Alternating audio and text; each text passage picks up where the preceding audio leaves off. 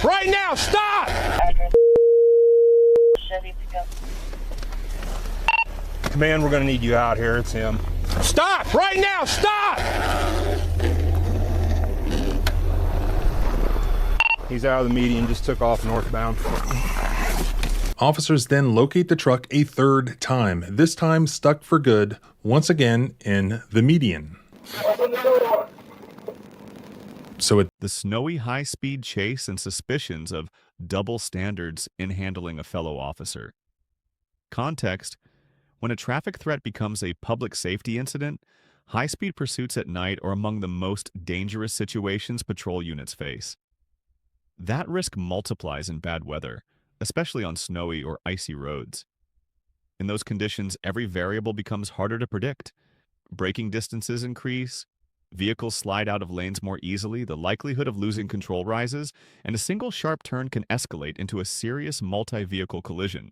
Around 2 a.m. on December 15, 2025, law enforcement in a region of Illinois identified a pickup truck traveling at an excessive speed, reported as over 80 miles per hour, on slick, snow-covered roads. Scenarios like this are typically assessed as an immediate threat to community safety. Under standard procedure, officers attempt to stop the vehicle safely. If the driver refuses to comply and flees, the incident can rapidly shift from a traffic violation to a suspected criminal offense, depending on the level of danger and the driver's resistance. A key contextual point is that this was not a dry roadway. On snow, one wrong steering input can send a vehicle into the median, across opposing lanes, or into another car. That is why the decision to continue the pursuit or temporarily disengage is often based on weighing the danger posed by the fleeing driver against the added danger created by the pursuit itself. In many U.S. departments, pursuit policies have been tightened in recent years, encouraging officers to reduce or terminate pursuits when the risk exceeds what can be reasonably controlled. According to the described timeline, patrol units temporarily discontinued the pursuit because the snow-slick conditions were too hazardous.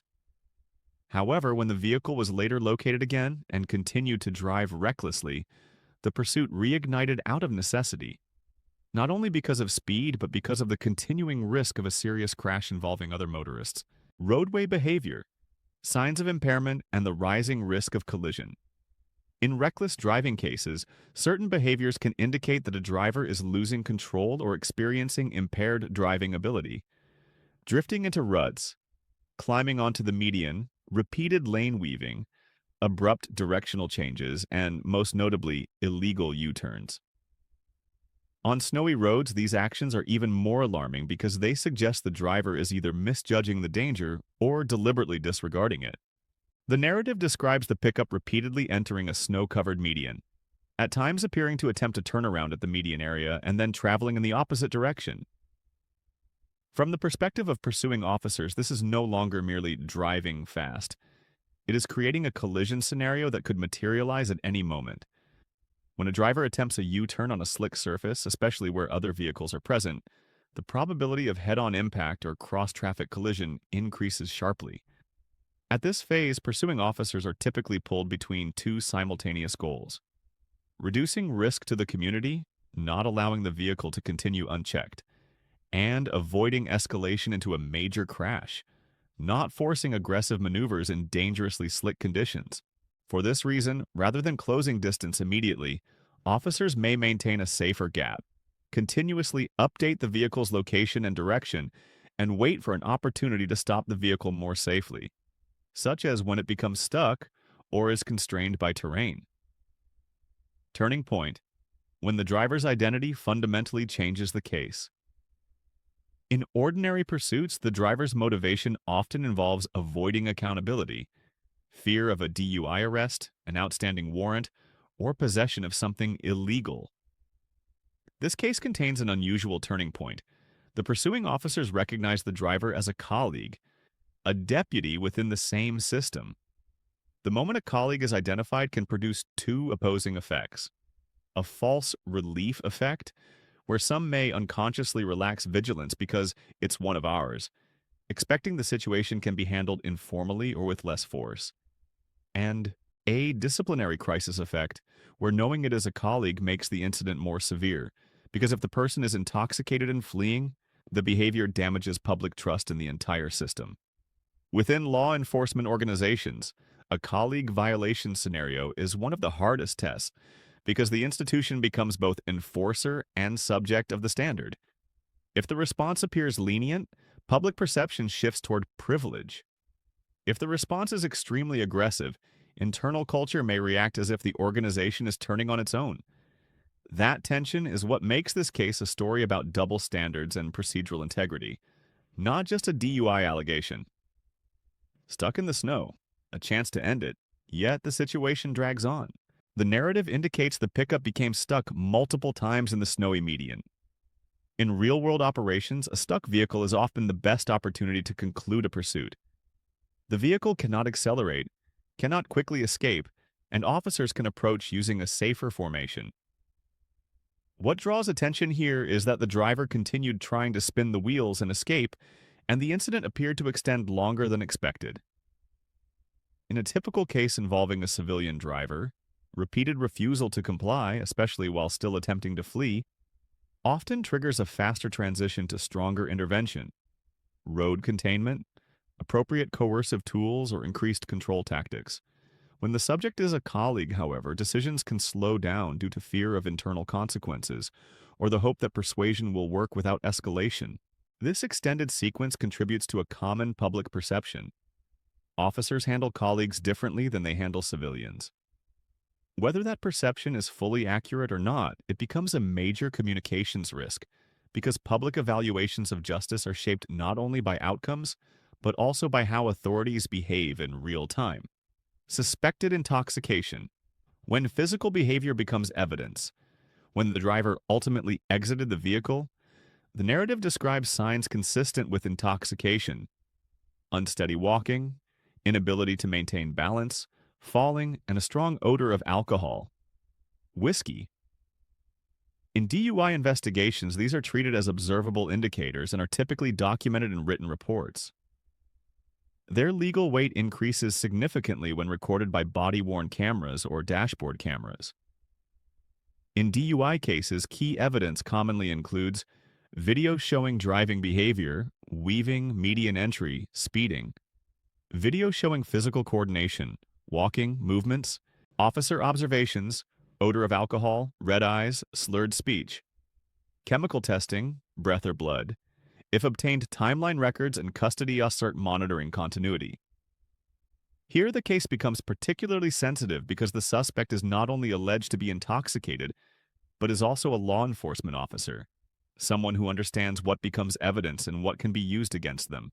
Body-worn cameras. The central controversy about transparency and the evidence chain. A major point of controversy in the narrative is the claim that body-worn cameras were turned off, or audio was disabled, during a critical phase.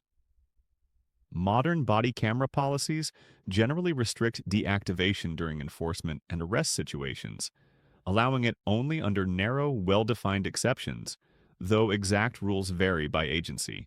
From an investigative standpoint, body-worn cameras are not just media tools, they are central to the chain of evidence. When a gap appears in recording during a sensitive event, especially one involving a colleague, it immediately triggers suspicion. Was there an effort to reduce unfavorable evidence? The narrative also describes an instruction for no conversation during transport.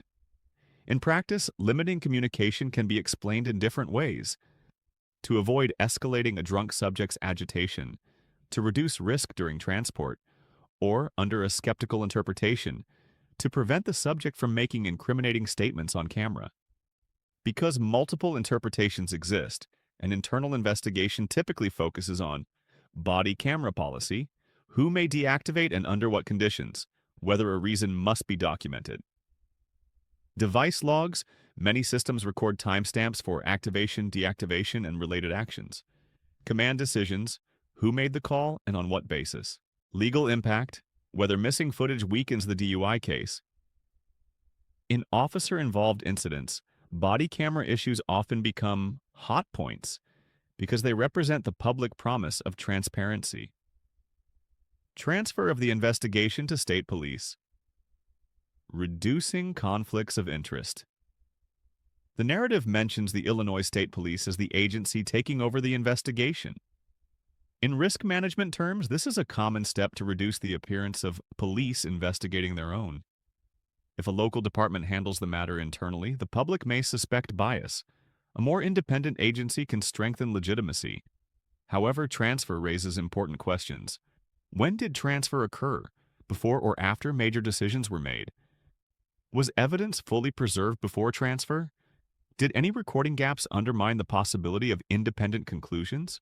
In sensitive cases, external investigation only builds trust when evidence remains intact and continuous. If the evidence chain is broken, even a correct conclusion can be rejected by the public. Administrative leave and legal process. Paid leave and its symbolic weight. According to the narrative, the sheriff later announced that the suspect was charged with DUI and related violations and was placed on paid administrative leave while an internal investigation proceeded. Within law enforcement personnel management, paid administrative leave does not always mean favoritism. It is often a standard mechanism to remove an armed officer from active duty, protect the objectivity of an investigation, prevent witness influence, and comply with labor/union requirements before final findings. Yet in public perception, the phrase is highly sensitive. When the public already believes the system protects insiders, paid leave is easily interpreted as privilege. Media and community reaction then focuses on whether the suspect spent a night in jail like ordinary citizens would, and why not. This creates a tension between internal procedure, often slower, requiring due process, and public expectations of equal treatment, immediate and visibly uniform accountability. When transparency is limited, suspicion fills the gap. Organizational psychology. Protecting the image versus risking public trust. A case in which an officer is suspected of DUI and fleeing places an agency in a defensive communications posture. Institutions often have an instinct to protect reputation, but if protecting reputation is perceived as shielding misconduct, the long-term harm becomes greater. From the public's view, reputation comes not from never having wrongdoing, but from how wrongdoing is handled. The most criticism-prone points typically include delayed or restrained enforcement when the suspect refused orders missing body camera footage or audio transport and custody decisions release on citation rather than detention, depending on policy. The content of official statements, detailed versus vague. In a documentary-style account, the key is to recognize that this is a trust crisis, not merely a DUI case. Once people believe double standards exist, future incidents, even minor ones, are interpreted through that lens. The core investigative axis. The questions the case file must answer. If handled properly, a thorough investigation will focus on 3 categories. Category A, driving behavior and the basis for the stop speed. Direction, lane deviation, illegal U-turns. Why the pursuit was paused and why it resumed level of risk to the public. Category B. Intoxication indicators and DUI evidence. Observable signs, odor, balance, speech. Chemical testing if conducted. Timing and conditions. Patrol car video and body cam continuity and authenticity. Category C. Colleague handling and conflict of interest controls. Who decided on camera use and communication rules?